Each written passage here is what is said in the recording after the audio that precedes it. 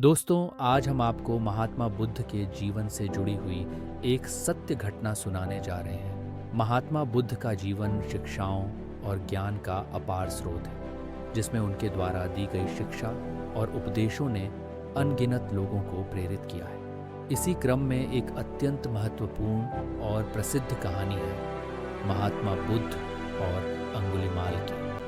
ये कहानी बताती है कि कैसे महात्मा बुद्ध के धैर्य और करुणा ने एक हिंसक डाकू को शांति प्रिय भिक्षु में परिवर्तित कर दिया। अंगुलीमाल का असली नाम अहिंसक था और वह एक ब्राह्मण परिवार में जन्मा था। उसका प्रारंभिक जीवन शिक्षा और ज्ञान में बिताया गया। वह तक्षशिला विश्वविद्यालय में अध्ययन कर रहा था, जहां उसकी बुद्धिमत्ता और कौशल ने उसे सबसे श्रेष्ठ छात्र बना दिया।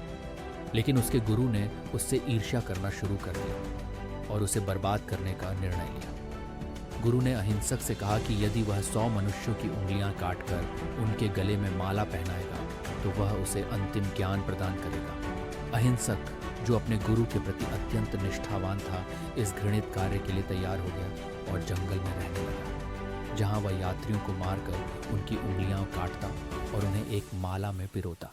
इस प्रकार वह अंगुलीमाल के नाम से कुख्यात हो गया। महात्मा बुद्ध ने अंगुलीमाल की भयावह कृत्यों के बारे में सुना और उसे सही मार्ग पर लाने का निर्णय लिया।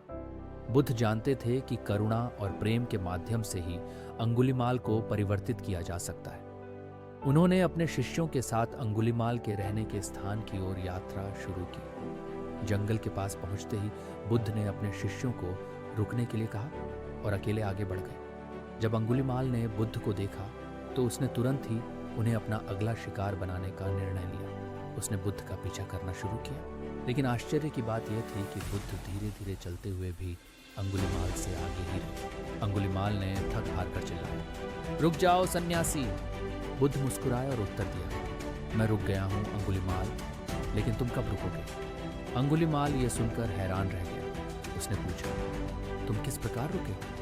बुद्ध ने उत्तर दिया, मैं हिंसा, घृणा और अज्ञानता से रुक चुका हूं। अब तुम भी रुक जाओ और सही मार्ग पर। बुद्ध की करुणामय वाणी और शांतिपूर्ण दृष्टि ने अंगुलीमाल के हृदय को छू लिया।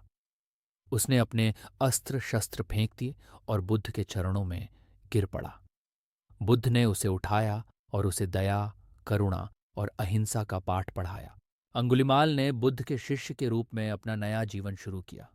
उसने अपनी पिछली गलतियों के लिए प्रायश्चित किया और पूरी निष्ठा के साथ धर्म का पालन करने लगा।